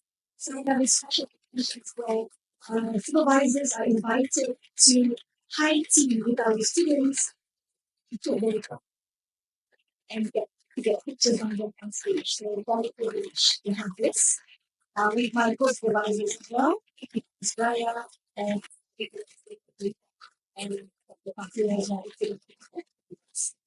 In her competition then came, so all the happy smiling students and so like we actually competed for the Anugerah third doctoral round. Because Mariam and I got 4 papers, but she was disqualified from being called for the interview because a Q1 paper, the design development paper, was actually published after she received her sample. So apparently there is a rule in the exam. You have to publish all of this before receiving the sample to be called for the interview. Which we believe, inshallah, she was calling she for 5 times. Okay, today, graduates on time as well. Then Barlow published 2 papers just now. She's now a financial specialist in Ministry of Health. People from JPJ graduated on time as well. We then get to the ESIC questionnaire. And then get how we host today. We have another project as well. And we've got Christy Mariam, the date for factors associated with the study, and the result, the date factors associated with the study for the booklet. So those are my students who have here. Profound impact on me. Found these people very, very good students with attitude. Even attitude about their class.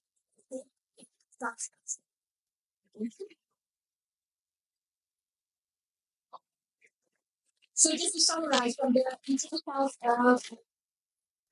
long foundation papers, sorry, 8 papers put together with all the citations that I looked it up 2 days ago.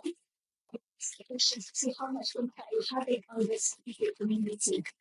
So I have a lot of taking teams of our papers and in all the respective scientists. It is really, really cool.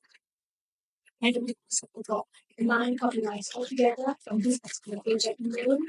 And it's very cool with this. Then more paper, 15 cited in the practice guideline. This is a policy document for everybody to see that our Empowered Park study published in 2016 was actually in Africa's Mother 49 in the fact that it's in June, I believe it's edition. So this is the icing on the cake columns and very, very good. Thank you. This completes the article. So we were invited by the Ministry of Higher Education to the festival Ideas to do an exhibition at the lounge of the Ministry of Higher Education building in Putrajaya.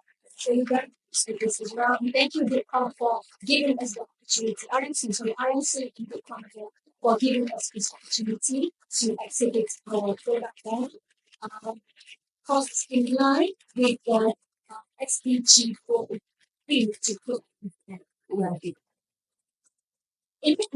again, a digital innovation exhibition ASA in the subject to impress the deputy minister. Sorry, Ken. And so we got to Hamida there and the Hamida. And another one is this is symposium. Jagaan Kesehatan Digital Health again on this auditorium. We've got our entire person from APD sharing this experience. So what we showed that this is for video people. Unfortunately, it's not able to come here today. And it's very much that you can get come to you every 8 points of the presentations. In terms of innovation, we started small with the faculty innovation competition. The program book and we won at that competition. And then we went to compete and that's 2019. And then we which is now. And then the efforts very to compete with it online, a lot of checks and pictures here. So we present online with the video. So we've got double OLED actually for the desktop and the mobile and iPads. And then RMC chose us. RMC's Research Management Center was to compete at price, national research and competition at again with a full level online competition particular and this is the highlight. We competed at IPEX 2021. December, I remember. COVID passed and now it's open to the LCC. And Alhamdulillah, we won many gold medals. And we picture on stage our Deputy Vice Chancellor for Research and Innovation Professor. That was another student for this work. More high-tech features, so my collaborators there, they got done that this way. And then last but not least, digital is actually an innovation by the Ministry of Higher Education. It's harder to get it going and it's online as well. So I couldn't That's the judges myself.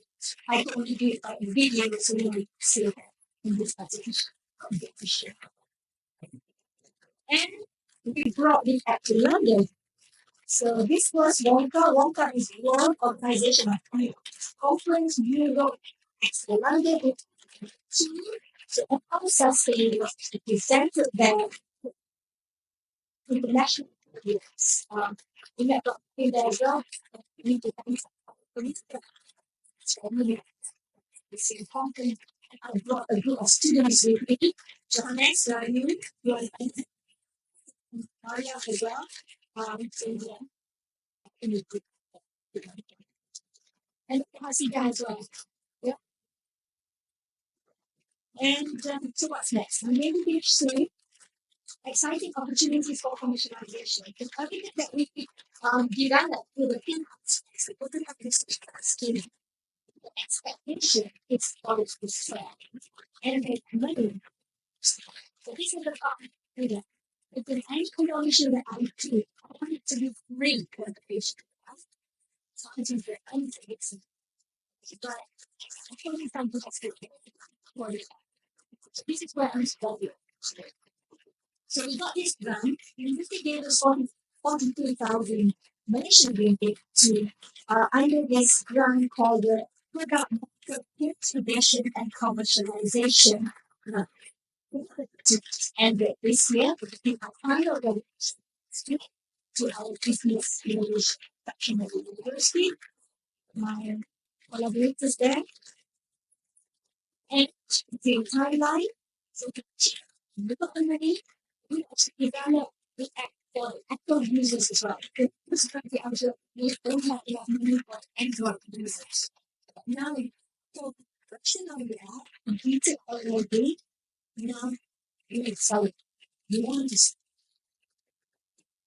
so this is how we start in the application. So we tried. We had I don't know how to sell things, so we had a meeting with Professorial called team trying to Understand how can we sell things for the university. So apparently there is options of direct selling of the app, there's option of licensing the app, getting somebody to sell it for you, but they have to pay you.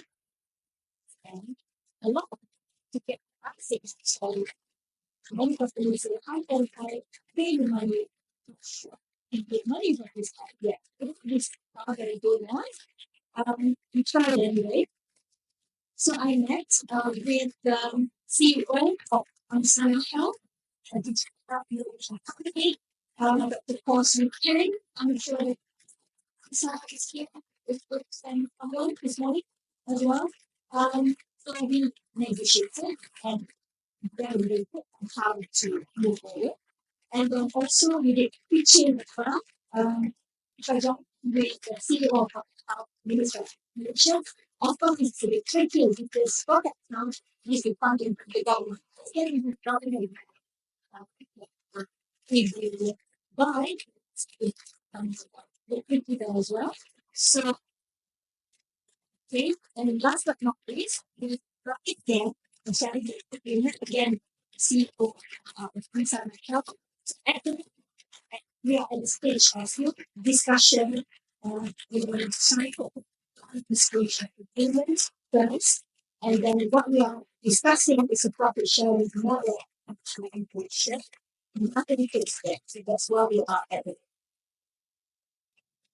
So ladies and gentlemen, now this is just a summary of our story of how we got here from how far and how sustained today. And we have a YouTube channel that we look at. It's supposed to premiere at 11 today, but you're going to first. After I finish talking, we'll show you the things today. Okay, okay, future. What is it in the future for us? We need to embrace AI, medical AI, IoT, with the activity based to the IT people, nothing, nothing is because we have to work from that on the image processing. something project which you function is where you take a picture of what you eat on the plate and then you of calories on the plate.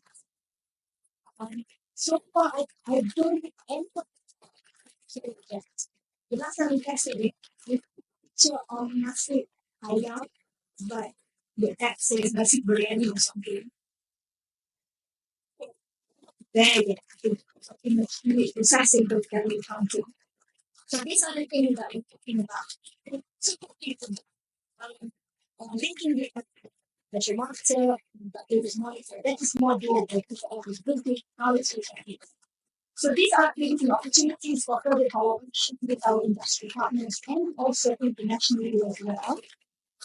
So last but not least, I will be I'm going to just summarize what we do with partner deal as well from Heritage Leadership and Continent. We received this international leadership grants from outside innovation is made with Mr. 250,000 British pounds on his side. So the study was made for two,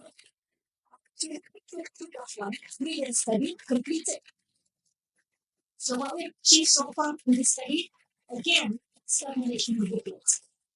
Foundation with familial hypercholesterolemia, including genetic ketone cholesterol. Something we can provide uses one related to the genetic effect of reducing blood cholesterol LDL cholesterol.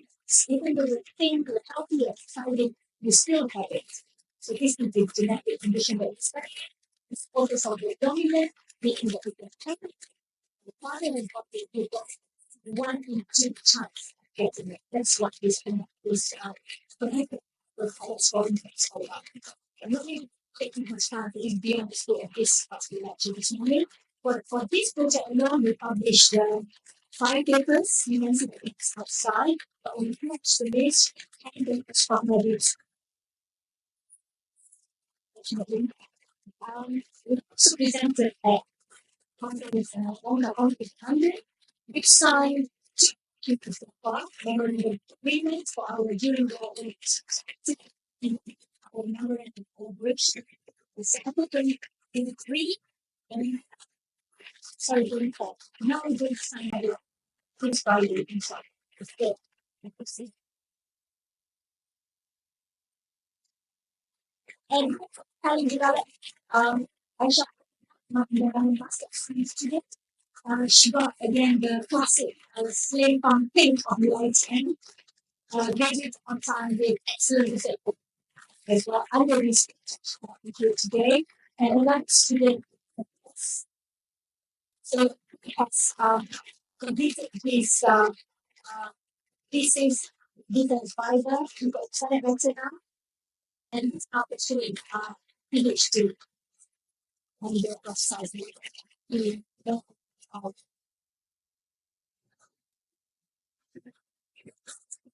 We've got 3 copyrights under this project. We've got IDEX as well. We did written result report of candidates, especially conference, all the presentation as well. And moving forward now, we can hold you about making the input is not in air. Yes, but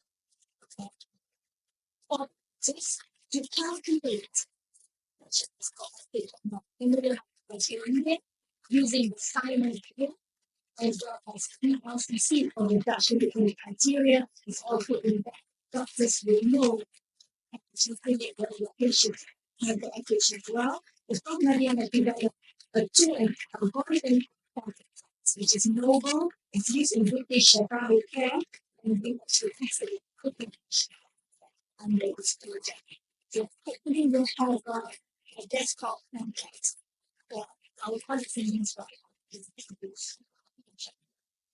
So with that, ladies and gentlemen, thank you very much for staying with me.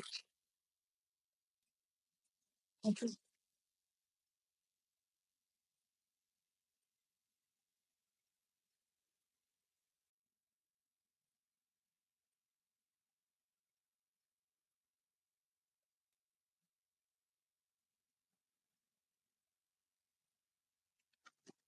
Our heartfelt thanks to Professor Dr. Safura Ramli for delivering such an informative and insightful lecture.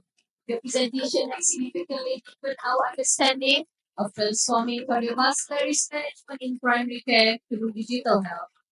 It was a truly enlightening and experience. Thank you once again for sharing your expertise and visionary perspective with us.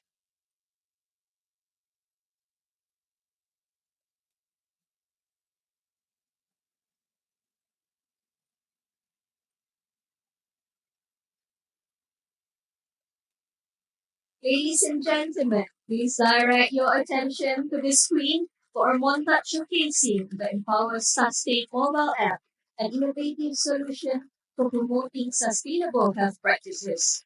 Enjoy the presentation.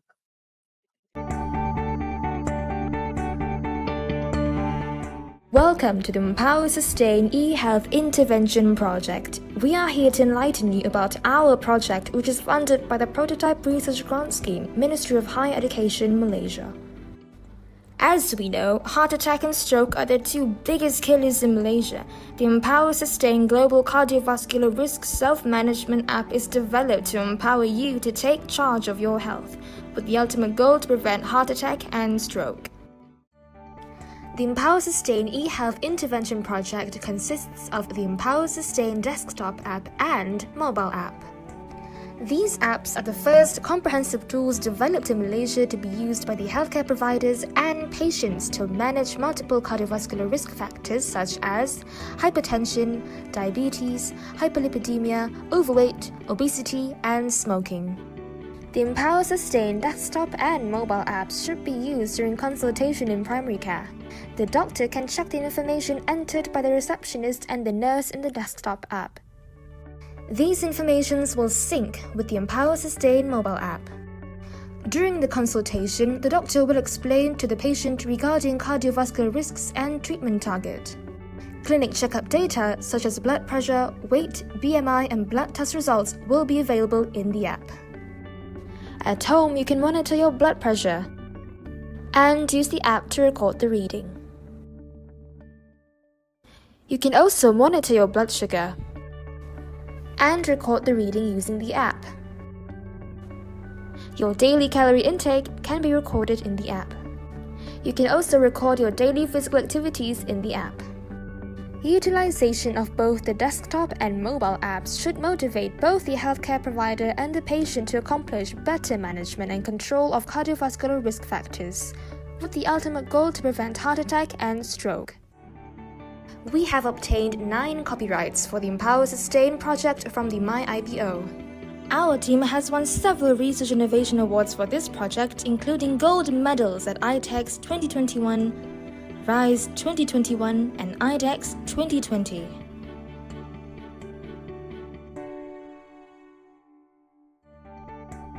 And also Gold Medal Award at IDEX 2019 for the Empower Sustain Self-Management booklet. We have also presented research findings at conferences and have published research papers in international journals.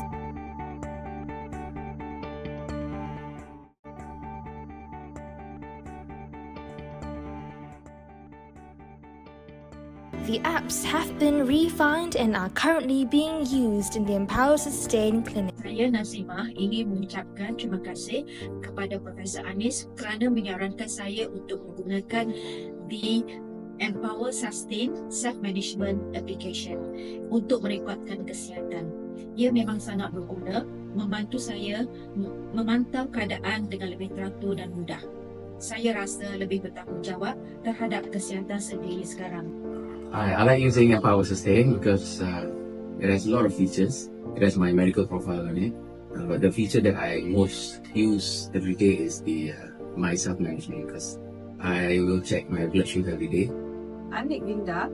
I've been using this Empower Sustain app for quite some time now, and I find it very user-friendly in the sense that I can add in data or retrieve data very easily at my fingertip. Its many practical features are useful to help me monitor my health progress, and also it's fun to use because I'll be awarded with stars whenever I achieve my target. That's the fun bit. But in short, I would recommend this app for everyone. Thank you.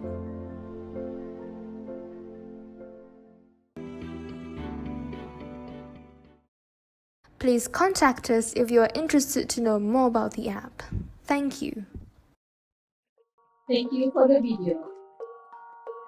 Next, we would like to invite Professor Dr. Faza Akhtar, Dean of the Faculty of Medicine, to present the certificate and token of appreciation.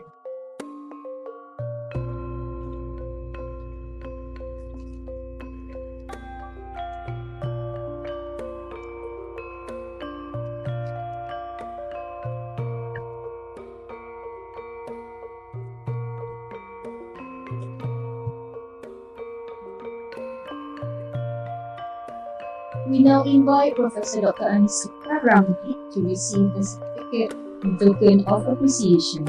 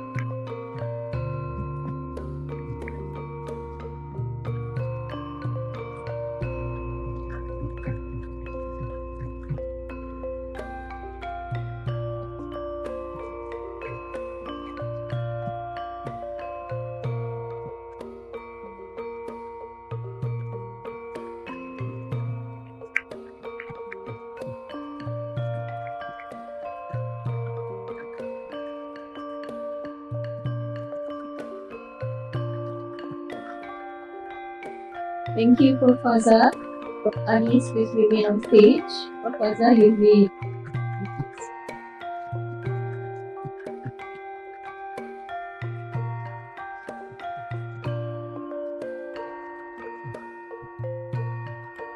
We would like to invite Professor Dr. Zamrul Suzadi Muhammad Yusuf, husband of Prof. Anis, and Miss Fatin Amini, daughter of Prof. Anis, to present a surprise bouquet to Professor Anis.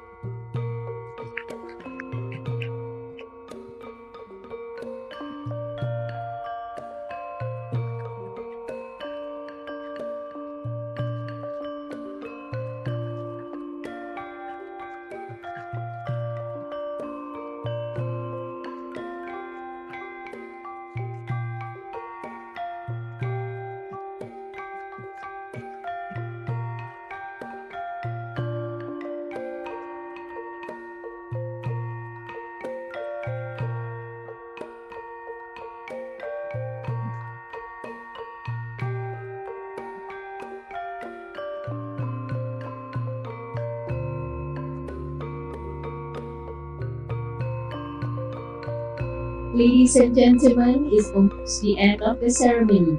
I would like to request all guests to stand and proceed to the central area of the auditorium photography session.